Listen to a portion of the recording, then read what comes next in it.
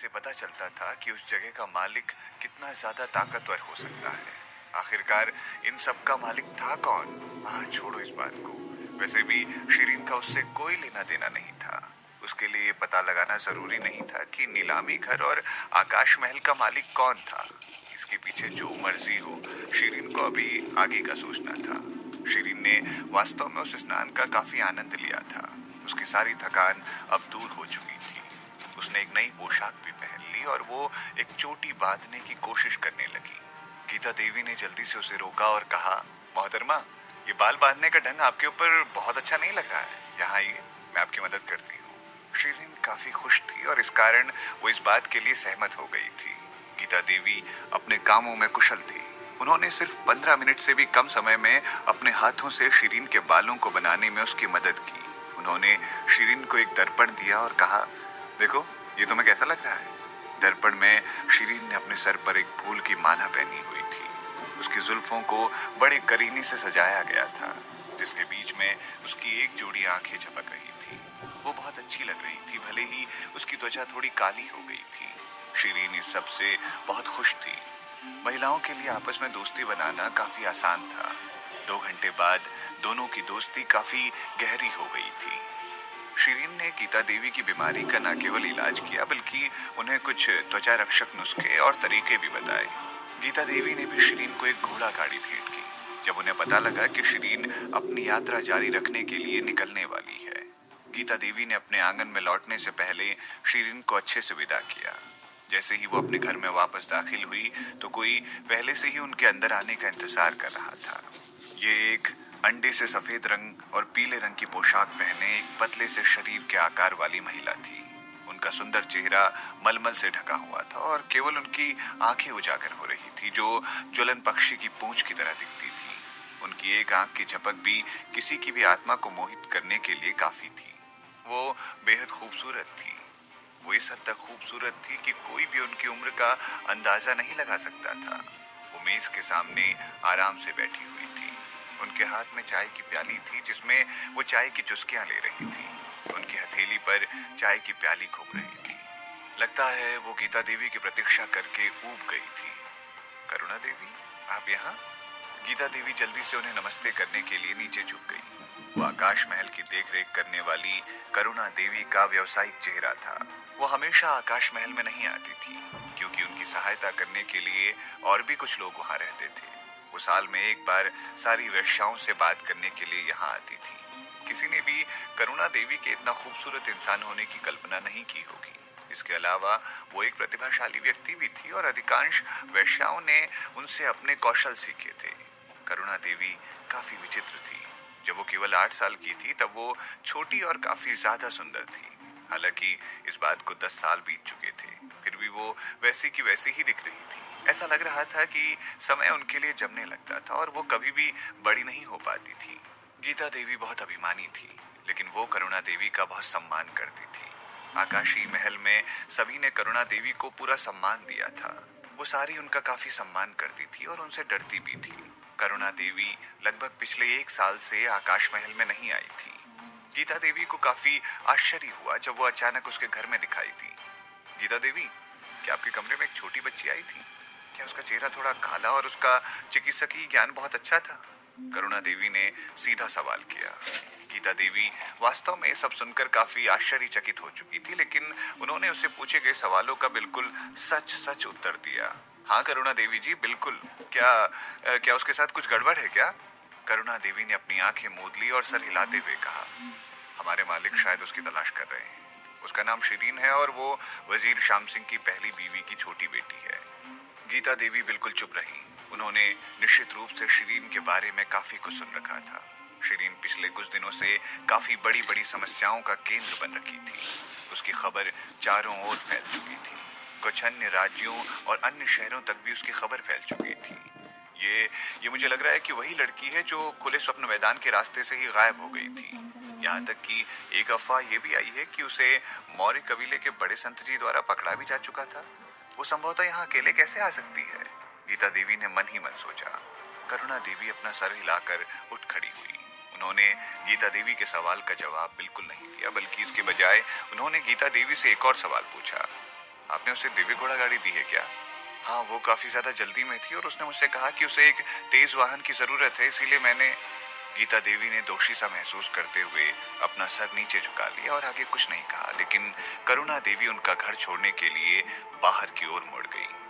करुणा देवी, क्या आप मालिक को सूचित करने जा रही हैं?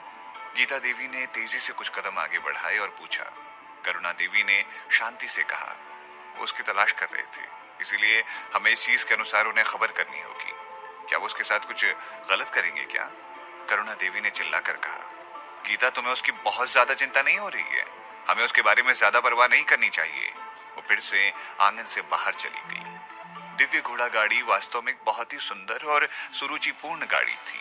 उस पर बहुत उपयुक्त रूप से एक चित्र दिव्य घोड़े की मूर्ति लगी हुई थी। वो मूर्ति भी एक बहुत ही प्रसिद्ध घोड़े की थी, ज्वलन दिव्य आकाश घोड़ा। उसकी त्वचा और खाल एक जलती हुई लौ की तरह दिखती थी। वो बिजली की गति से भी तेज दौड़ सकता था। वो एक दिन में 1000 मील से ऊपर दौड़ सकता था। दिव्य घोड़ा गाड़ी बाहरी इलाकों की सड़क पर तेजी से दौड़ रही थी और गाड़ी चालक गीता देवी द्वारा ही नियुक्त किया गया था। एक अन्य गाड़ी उसकी विपरीत दिशा से आ रही थी। उस गाड़ी का घोड़ा भी बहुत तेज दौड़ रहा था। वो गाड़ी बांस की चित्रकारी के साथ सरल और सामान्य से लग रही थी। घोड़ा सफेद त्वचा और खाल के साथ लंबा और विशालकाय था। वो गाड़ी जमीन के अंदर से निकली थी और वो दिव्य घोड़ा गाड़ी के पास आती दिखाई दे रही थी। अगर गाड़ी चालक ने घोड़े को नियंत्रित करने का प्रबंध नहीं किया होता तो वो दिव्य घोड़ा गाड़ी सामान्य गाड़ी के साथ टकराकर बुरी तरह से दुर्घटनाग्रस्त हो जाती। गाड़ी आखिरकार रुक ही गई थी। जब गाड़ी चालक दूसरी गाड़ी चलाने वाले को शाप देने वाला था तो उस सामान्य गाड़ी चलाने वाले आदमी ने दिव्य घोड़ा गाड़ी पर छलांग लगा दी। गाड़ी चालक जवाब दे पाता उससे पहले ही वो आदमी गाड़ी में घुस गया था। गाड़ी चालक ने पूछा, कौन? तुम कौन हो? बताओ मुझे। वो आदमी वास्तव में काफी तेज था। गाड़ी चालक को यह देखने का मौका नहीं मिला कि वो लंबा व्यक्ति था या छोटे आलू जैसा। जैसे पता नहीं था कि वो आदमी पुरुष है या औरत। वो आखिरकार था कौन? ऐसे कैसे गीता देवी की गाड़ी पर हमला करने की हिम्मत कर सकता है? गाड़ी चालक को थोड़ा बहुत युद्ध कला का ज्ञान था और वो इसमें काफी अच्छा भी था। वो तुरंत गाड़ी से नीचे कूद गया और गाड़ी की ओर भागने को तैयार हो गया। हालांकि वो शख्स पहले ही गाड़ी से बाहर आ गया था। उसने तुरंत गाड़ी चालक से पूछा, वो लड़की कहाँ है? वो केवल तब था जब वो गाड़ी चालक उस आदमी को ठीक से देखने में कामयाब हुआ। उसके होठों पर से निकले सभी अभिशाप थम गए थे। उस आदमी के पास एक काफी अच्छी आकृति थी और उसने हरे रंग की एक माला पहनी हुई थी। वो अभी भी अपने चेहरे को पर्दे वाली टोपी के साथ ढकने में कामयाब हुआ था, लेकिन फिर भी वो आकर्षक लग रहा था। हालांकि वो गाड़ी चालक उसकी शक्ल नहीं देख पा रहा था, फिर भी उसने उस आदमी को देखने के बाद खुद को तरोताजा महसूस किया। जाहिर तौर पर उस व्यक्ति ने अपनी आभा को छिपाने की पूरी कोशिश की थी। हालांकि वो अपनी प्राकृतिक गरिमा को बिल्कुल भी छुपाने में कामयाब नहीं हो पाया था। वो कोई ऐसा व्यक्ति नहीं था जिसे चुनौती दी जाए। गाड़ी चलाने वाला व्यक्ति काफी चतुर व्यक्ति था। वो जानता था कि वो उस व्यक्ति को चुनौती नहीं दे सकता था। उस व्यक्ति की भयंकर आंखें उसे घूर रही थी। वो अपने दिल की धड़कन के तेज होने की आवाज को साफ साफ सुन सकता था। गाड़ी चालक के दिल की धड़कन की आवाज बिल्कुल घोड़े के दौड़ने के समान थी। उसने डरते हुए कहा, वो लड़की गाड़ी के अंदर ही आराम कर रही थी। उसने कहा कि वो बहुत थकी हुई है और वो नींद में है। इस कारणवश उसे आराम करने की काफी जरूरत थी। और उसने मुझसे कहा था कि मुझे तंग मत करना। और ये कैसे हो सकता है? वो अचानक कैसे गायब हो सकती है? घूंघट वाली टोपी पहना आदमी आवाज था। वो एक मादा लबादे को पकड़े हुए था। वो उस लबादे को कसकर निचोड़ रहा था, इतना कसकर कि वो उसके नाखूनों में घुस गई थी। गाड़ी के अंदर रखा कंबल अभी भी साफ था और बाकी सब कुछ साफ था। जाहिर है वो छोटी लड़की लंबे समय से पहले ही वहां से चली गई थी। उसने केवल गाड़ी में उसके लबादे को पाया और उसकी गंध अभी भी लबादे पर थी। उस लबादे पर से काफी अच्छी खुशबू आ रही थी, लेकिन उस आदमी को हल्का सा सरदर्द महसूस हुआ। शिरीन, क्या तुम मुझसे बचने की कोशिश कर रही हो? मैं आपको चोट नहीं पहुंचाऊंगा। मैं आपको केवल मौर्य पर्वत तक वापस ले जाना चाहता हूँ। मैं केवल आपको ये दिखाना चाहता हूँ कि मैंने आपके लिए क्या क्या किया है। शिरीन, हम अपने पिछले जीवन में एक दूसरे के होने से चूक गए थे, लेकिन मैं आपको इस बार फिर से कहीं नहीं जाने दूंगा। मुझे सिर्फ एक मौका और दें कृपा करके। उस आदमी ने अपने मन में सोचा। उसने अपना हाथ उठाया और एक रंगीन खोजी पक्षी को बाहर निकाला। उसे ढूंढो, जब वो अपनी गाड़ी में लौटने वाला था तो एक हरे रंग का पक्षी आकाश में चहकता हुआ उसकी ओर आ रहा था और उनकी गाड़ी के चारों ओर घूम रहा था। बाद में वो उनकी हथेली पर एक पारदर्शी ताबीज रख देता है। उस व्यक्ति ने ताबीज को छुआ और उसमें से एक कोमल आवाज सुनाई दी। स्वामी संत जयराम जी के पास उस लड़की की कुछ बड़ी खबर है। शिरीन ने कुछ दिनों पहले उनसे लड़ाई जीतने के लिए एक जाल बिछाया था। मैं उसकी जांच कर रहा हूँ और मुझे डर है वो एक बुरी आत्मा के वश में है। ये संत जयराम जी की आवाज थी। संत जयराम जी ने उन्हें कहा कि उनके पास कहने को और भी कई चीजें हैं, लेकिन बड़े मौर्य संत को अब उनकी बातें सुनने में कोई दिलचस्पी नहीं थी। वो आवाज अब चली गई थी और ताबीज भी गायब हो गया था। घूंघट वाली टोपी वाला व्यक्ति बड़े मौर्य संत जी ही थे।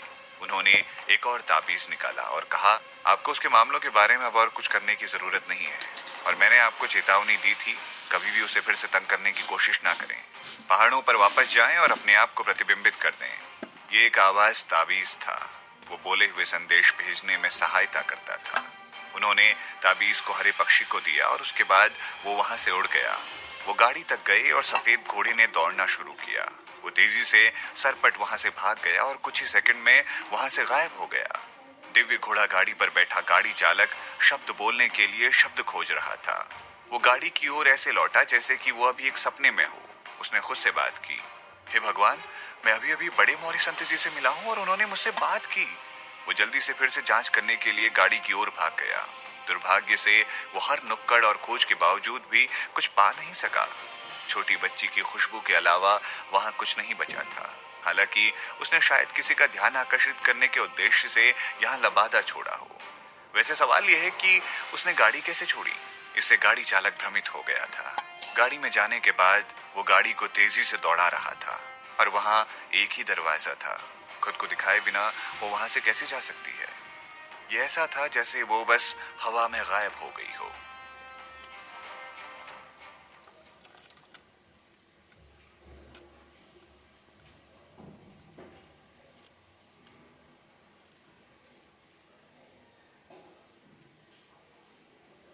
क्या वो लड़की कोई भूत थी? गाड़ी चालक ने अपना सर हिलाया और गाड़ी से बाहर आ गया। जब उसने सामने देखा तो उसने पाया कि एक पेड़ के ऊपर एक आदमी हवा में तैर रहा है। वो ये सब देखकर चौंक गया। उस आदमी ने अपने चेहरे को ढकते हुए एक भड़कीले मुखौटे के साथ बैगनी रंग का बागा पहना हुआ था। उसे पता नहीं था वो व्यक्ति कितने समय से वहां खड़ा था। वो आदमी गाड़ी चालक को देख रहा था। उसने उस गाड़ी चालक को कुछ नहीं कहा, लेकिन गाड़ी चालक उनको देखकर ऐसे ही कांप रहा था। आकाश महल का 8वां नियम क्या कहता है? बैगनी बागे वाले आदमी ने गाड़ी चालक से पूछा। गाड़ी चालक चौंक गया और उसने पूछा, क्यों? आप क्यों ऐसा सवाल पूछ रहे हैं? बैगनी बागे वाले आदमी ने उसे कोई जवाब नहीं दिया, लेकिन वो केवल उसे घूरता रहा। गाड़ी चालक को लगा कि उस आदमी का घूरना उसे जमा देगा और वो बहुत ही ज्यादा घबरा गया था। बैगनी बागे वाले आदमी ने अभी भी उसे जवाब नहीं दिया था। उन्होंने मुस्कुराते हुए नियम को पढ़ा और कहा, मुझे बिना अनुमति के अपने ग्राहकों के किसी भी रहस्य का खुलासा नहीं करना चाहिए। ना ही मुझे अपने ग्राहकों का कोई भी राज किसी से भी खोलना चाहिए। अगर मुझे ये सब करने का दोषी पाया जाए तो मुझे अपनी जीभ काटनी पड़ेगी और मुझे 3 साल का वेतन भी नहीं मिलेगा। यह है तुम्हारे लिए एक दंड। गाड़ी चालक काफी ज्यादा घबरा गया था। उसने अपने सामने वाले व्यक्ति को ये सब नियम के बारे में जानने की उम्मीद नहीं की थी। वो उस व्यक्ति द्वारा आतंकित महसूस कर रहा था। उसने पीछे की ओर अपने कदम रखे। कैसे? तुम्हें ये कैसे पता चला? उसने बैगनी बागे वाले आदमी को बाधित किया। क्या आपने इस नियम को अकेले निष्पादित किया या किसी ने आपकी मदद की करने में? गाड़ी चालक ने जवाब नहीं दिया, लेकिन घोड़े के नितंब को हिला दिया। घोड़े ने शोर मचाया और वो वहां से भाग गया। बैगनी बागे वाले आदमी ने उसका पीछा नहीं किया। कुछ क्षण बाद उसने एक दुर्घटना की आवाज सुनी। उसके बाद किसी की जोर से चिल्लाने की आवाज सुनी। चट्टान की दीवार पर कुछ आकर बजा था। चिल्लाने की आवाज बंद हो गई। जाहिर है वो व्यक्ति मर चुका था। बैगनी बागे वाला आदमी मुस्कुराया। शुरू में वो उसे जाने देना चाहता था। हालांकि वो गाड़ी चालक अपने लिए ही एक कब्र खोद रहा था। उसने उसकी उंगलियों पर दबाव डाला और हवा में सफेद प्रकाश की किरण चमक उठी। एक क्षण बाद एक युवा महिला दिखाई दी और वो उसे नमस्कार करने के लिए नीचे झुकी। महल मालिक, बैगनी बागे पहने हुए आदमी ने कहा, गाड़ी और उसके चालक को आकाश महल में लाओ। इसके अलावा करुणा देवी को बताएं कि आकाश महल के नियमों को पुनर्गठित करने का समय आ गया है। उसे सूचित करें अगर कोई और गलतियां हैं तो उसे देखने के लिए अपना सर थाली में रखकर लाएं, ताकि भविष्य में ऐसी कोई गलती ना करे। युवती ने सर हिलाया और वो वहां से चली गई। बैगनी बागे वाला वो व्यक्ति थोड़ी देर के लिए वहां खड़ा रहा और उसने एक नजर अपनी काली अंगूठी पर डाली और फिर वो वहां से तुरंत दौड़ गया। मोहतरमा, आपको बहुत लोगों को अपनी टेलीपोर्टेशन तकनीक के बारे में नहीं बताना चाहिए। आप फंस जाएंगी, आप काफी ज्यादा मुश्किलों में पड़ सकती हैं। मैं आपकी उन सभी छोटी छोटी समस्याओं को निपटाने में मदद करना चाहता था, वो भी ऐसे काम करके जिससे मेरी प्रतिष्ठा प्रभावित हो रही थी। एक रेशमी बागे और अमीर आदमी वाली टोपी, एक मोटा शरीर और मूछें, ये था शिरीन का वर्तमान और नया भेष। वो दीवार पर एक चित्रित चील के साथ वाली गाड़ी में सो रही थी। ये विश्राम घर की सबसे अच्छी और सबसे तेज गाड़ी थी। हालांकि यह शाही परिवार की तुलना में कुछ भी नहीं थी, फिर भी वो एक अच्छी और तेज गाड़ी थी। 2000 किलोमीटर की यात्रा भी उस गाड़ी के लिए कोई बड़ी बात नहीं थी। बेशक इतनी अच्छी गाड़ी किराए पर लेना सस्ता बिल्कुल भी नहीं था। चालक के भोजन के लिए भुगतान करने की आवश्यकता को छोड़कर उसकी लागत प्रतिदिन 1000 चांदी की मोहरें थी। वो केबिन में खर्राटे लेकर सो रही थी और गाड़ी चालक ने अपना सर हिला दिया। चालक को सवारी की बजाय उन्हें एक छोटे आदमी को ध्यान से ढूंढने का आदेश मिला हुआ था और वो व्यक्ति भेष और श्रृंगार बदलने का विशेषज्ञ था, जो आमतौर पर त्वचा का इस्तेमाल करता था। उसे संभवतः एक लड़की होना चाहिए था। जिसने भी उसे देखा हो उसे उत्साहित नहीं होना है, बल्कि उसके बारे में संबंधित पक्षों को उसकी खबर करनी है। अगर वो पाने में उसे कामयाब रहे तो उनको 10,000 सोने की मोहरें दी जाएंगी। इस तरह से एक भव्य पारिश्रमिक ने सभी गाड़ी चालकों को 100% आसपास ध्यान देने के लिए मजबूर किया था और यहाँ तक कि उन्हें अपने ग्राहकों पर ध्यान देने के लिए प्रेरित किया जा रहा था। एक बार जब वो कुछ उल्टा सीधा महसूस करते हैं तो वो तुरंत खबर करेंगे। यद्यपि गाड़ी चालक ने भव्य इनाम पर अपना हाथ रखने की इच्छा व्यक्त की, लेकिन उसे अपनी गाड़ी में बैठे अमीर आदमी पर बिल्कुल भी संदेह नहीं हुआ था। आमतौर पर जो लोग शिकारियों द्वारा पीछा किए जाते थे वो दूसरों की नजरों से खुद को बचाए रखते थे और खुद को उजागर होने से बचाते थे। हालांकि ये मोटा अमीर आदमी बहुत घमंडी था। उसके कपड़े काफी भड़कीले थे, बिल्कुल इंद्रधनुष के समान। ऐसे कपड़े कोई साधारण गुणवत्ता वाला व्यक्ति कभी नहीं पहनेगा। ये कपड़े भीड़ को भी झुंझलाहट का एहसास करा रहे थे। हालांकि वो वास्तव में काफी समृद्ध था और उसने कभी भी भुगतान की कीमत कम करने की बातचीत करने की कोशिश नहीं की थी। आमतौर पर यात्री मांगी हुई राशि का आधा ही जमा करते थे शुरुआत में, फिर वो गंतव्य पर पहुंचने के बाद बाकी बची राशि का भुगतान करते थे। हालांकि इस अमीर आदमी ने उसे पूरी धनराशि का भुगतान किया था और यहाँ तक कि ड्राइवर को 100 चांदी की मोहरें अलग से दे दी थी। उस अमीर आदमी ने ड्राइवर को सावधानी से गाड़ी चलाने को कहा था और साथ ही 200 चांदी की मोहरों का इनाम अलग से भी देने का वादा किया था अगर उसका प्रदर्शन संतोषजनक रहा तो। जाहिर है हर कोई इस तरह के उदार अमीर आदमी को पसंद करता था, इसीलिए चालक ने अपनी गाड़ी को चलाने पर ज्यादा ध्यान केंद्रित किया, भले ही वो अमीर आदमी को बार बार देख रहा था। गाड़ी के अंदर बैठे आदमी के खर्राटे सुनकर वो अपना सर हिलाना बंद नहीं कर सका। उसे बिल्कुल नहीं लग रहा था कि वो अमीर आदमी उसके मालिक का पक्षधर था। सड़क पर यात्रा करने वाली काफी गाड़ियां थी और अमीर परिवारों के स्वामित्व वाली उन आलीशान गाड़ियों को देखना बहुत सामान्य था। अचानक उस सड़क को अवरुद्ध करने के लिए एक पंक्ति में क्षैतिज रूप से व्यवस्थित कई गाड़ियां खड़ी थी। गाड़ी चालक के मुंह से शब्द खो चुके थे। उसने अपने सामने वाली गाड़ियों को एक झटके से देखा और वो घबरा गया जब वो उन गाड़ियों पर बने हस्ताक्षर को स्पष्ट रूप से देख रहा था। उसे एहसास हुआ कि वो गाड़ियां नीले रंग की थी और हर गाड़ी की छत पर एक सोने का शेर बना हुआ था। वो गाड़ी को स्थानांतरित करने के लिए किसी भी घोड़े का उपयोग नहीं कर रहे थे, बल्कि वो एक बर्फीले शेर का इस्तेमाल कर रहे थे। वो गाड़ी चालक युवा थे और सुंदर थे, और तो और वो सामान ऊंचाई और वेशभूषा वाले भी थे। केवल एक व्यक्ति के पास ही इतनी बड़ी सहायक टोली हो सकती है, आकाशी ऋषि व्यास साहू जी। गाड़ी चालक उन्हें देखकर इतना ज्यादा घबरा गया था कि उसके शरीर से पसीना पानी के झरने की तरह बह रहा था। वो जल्दी से गाड़ी से नीचे उतरा और जमीन पर गिर गया। ऋषि व्यास साहू जी। किसी ने भी उस पर बिल्कुल ध्यान नहीं दिया और न ही उसे परेशान किया। वो नौजवान अभी भी गाड़ी में बैठे हुए थे और केवल उसकी गाड़ी को देख रहे थे। शिरीन थक गई थी। वो लगातार खुद को टेलीपोर्ट कर रही थी और उसे गाड़ी से गाड़ी बार बार बदलनी पड़ रही थी। उसके पास अब झपकी लेने का थोड़ा सा ही समय था। बेशक जब वो सो रही थी तब भी वो बहुत ज्यादा सतर्क थी। एक हत्यारे के रूप में उसका स्वभाव अभी भी नहीं बदला था, यहाँ तक कि उसके खर्राटों का मतलब गाड़ी चालक का ध्यान भटकाना था। गाड़ी रुकते ही उसने तुरंत अपनी आंखें खोली। वो उठी और गाड़ियों की पूरी टोली को देखा। हालांकि वो ये नहीं जान सकी कि उन गाड़ियों का मालिकाना हक आकाशी ऋषि व्यास साहू जी के पास था, लेकिन वो जानती थी कि इनका मालिक कोई ना कोई शक्तिशाली व्यक्ति ही होना चाहिए और उनका ये रास्ता अवरुद्ध करना उसके लिए अच्छा संकेत नहीं हो सकता था।